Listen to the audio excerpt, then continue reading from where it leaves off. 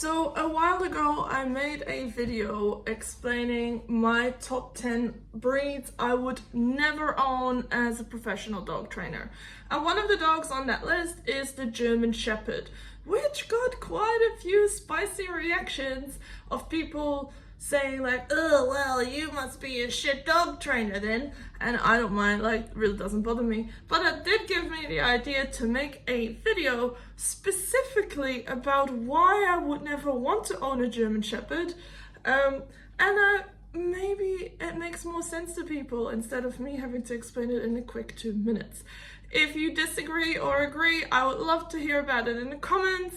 Feel free to subscribe and let me know what you think of the German Shepherd, or is there a breed that you would never own? All right, let's go. So I want to preface this because as a dog trainer, you rarely see the dogs that are amazing, right? Like, no one is going to call a dog trainer for a dog that does everything perfectly, walks amazing on leash, has zero issues.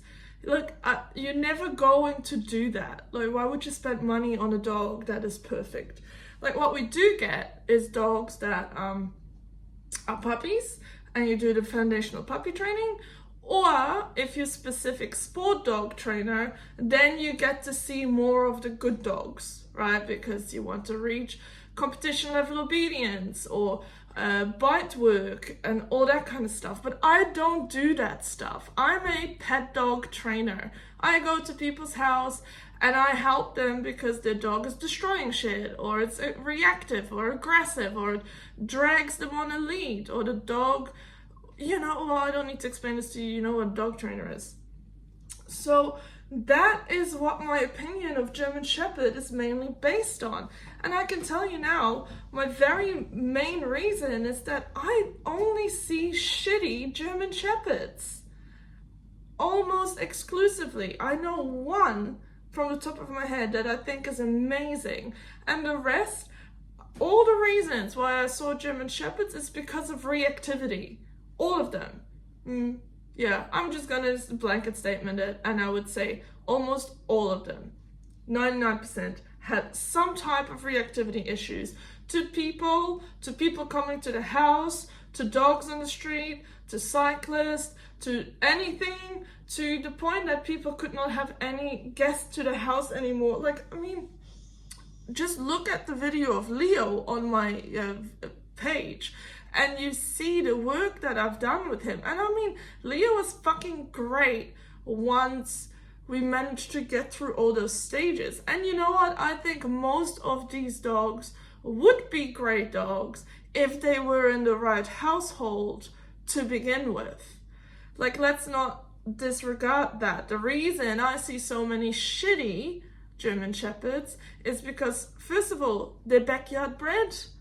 And they have been bred by people with no knowledge. So now these dogs have either bad characters, or bad genetics, I should say, because they were put, they bred two aggressive dogs together, or anxious dogs, or dogs with extreme hip dysplasia, or whatever it is. We know what backyard breeding is. So you have that, or we have working line German Shepherds coming into pet homes with owners that don't even know what a working line dog means.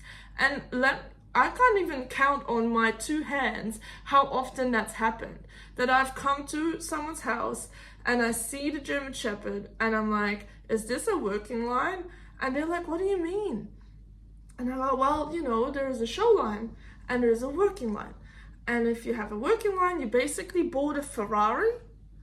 And if you didn't want a Ferrari and you wanted a Toyota, you now have the complete wrong dog. Yeah? So there's a lot of Ferraris in Toyota homes that have no idea what to do with them. And that is why I see so many fucked up dogs.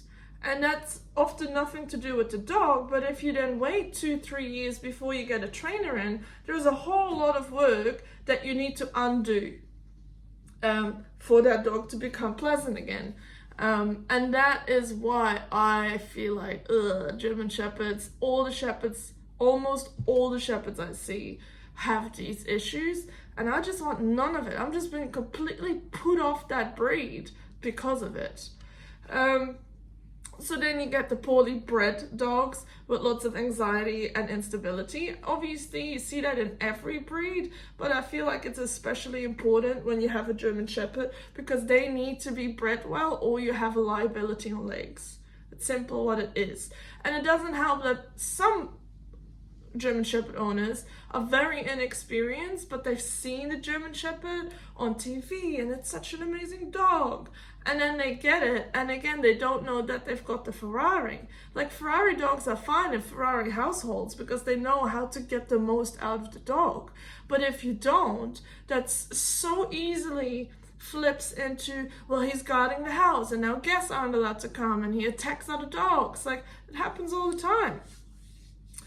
Then another thing that why I would never own a German Shepherd is what is going on with their back legs. Sorry, that to me is not normal. I don't think it's healthy for a dog to basically stand on its hocks, and now I know I'll get people in the comments, but that is only conformation.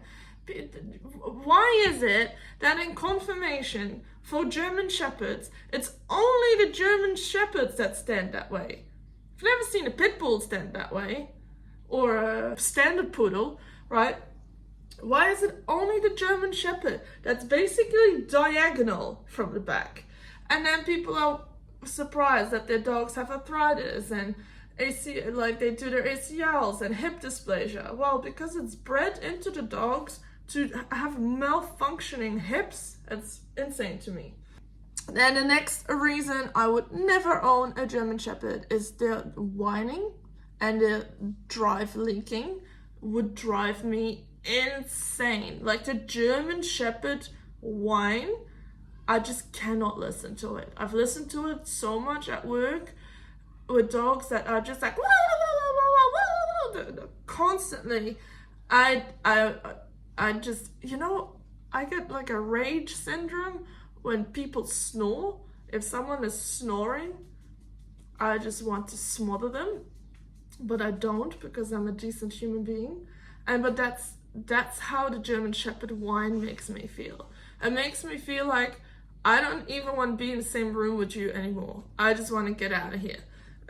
So, living with a dog that does that, I don't think that's a good fit for me. They're also just not my type of dog. They have too much hair. I mean, I have seen some beautiful, freaking stunning German Shepherds. So I'm not saying the dog isn't beautiful because they can be. But I think I am just so jaded from my work that I can't look at him and think, I would love to own this dog. I can look at him and think, damn, that's a really nice looking dog, but I would never go and say, I want to own that dog. Then I also want to add to that the chances of aggression are just too high for me. I've already got a reactive dog. I really don't want another one. Also, Lennox can't stand German Shepherds, like that's one of his trigger dogs. So that would be another reason why I would never get one as long as Lennox lives. Yeah, the chances of aggressions are just too high because of the bad breeding, but also because that's inherently people want a German Shepherd often because they're guard dogs. And it's just, I don't want it. I don't want, that's in my other video about dog breeds I would love to own. You see that I list a lot of dogs based on that the chances of aggression are fairly low. And that's what I want in a dog. Another reason why is, to me, they're almost like a hype dog now. They're in fashion. They've always been in fashion, German Shepherds, but in the dog trainer world, it's almost like a rite of passage to own a German Shepherd, or even better, a Malinois.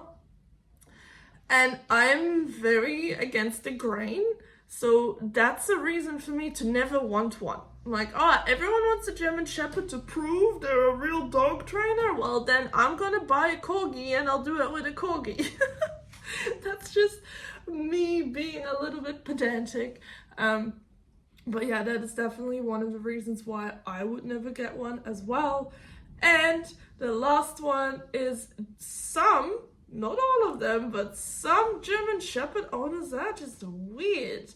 Like, I feel like sometimes they're unable to see that their dog isn't God, and it's not the God of all dog breeds. It's just a dog. Like, you know how many people that have contacted me, have come to my group classes, that will be like, oh, but that doesn't work for German Shepherds because at the German Shepherd Club they have been doing this or that. I mean, okay, if you know what to do with your German Shepherd, then why did you come and see me? I think that most dogs are trained pretty much with the same techniques, right? Like, it's not like we don't use treats with German Shepherds, or that leashes don't work with German Shepherds, or they're not like a fucking unicorn that I need to be a completely different dog trainer for. Like, in general, the same theories work on a German Shepherd just as they would work on a Labrador or a Husky or a Jack Russell. It's just some breeds need additional work, or you need to give them a different type of fulfillment, and that's totally okay. But they're not complete different species, and I feel like German Shepherd owners sometimes act like they are, and I don't want to be that person. I don't want to be part of that group. And I think it's great that you love a breed so much that you would never have another dog breed ever again. But that's just also not me. And I find that is very common for a German Shepherd owner. They're like, oh, I'll have German Shepherds for life. And I think that's cool for you. But it is interesting why that is so common in German Shepherds and not so much in other breeds. Border Collie owners tend to do that as well. They're like, oh, but Border Collies, I will never own anything else but a Border Collie. That's just not me. And in the end, this is just a personal opinion based on my professional experience, why I am not into German Shepherds. So let me know what you think of this reasoning in the comments. I'm sure that many of you will disagree, but there it is. I hope you have a great day, and I'll see you next time. Bye.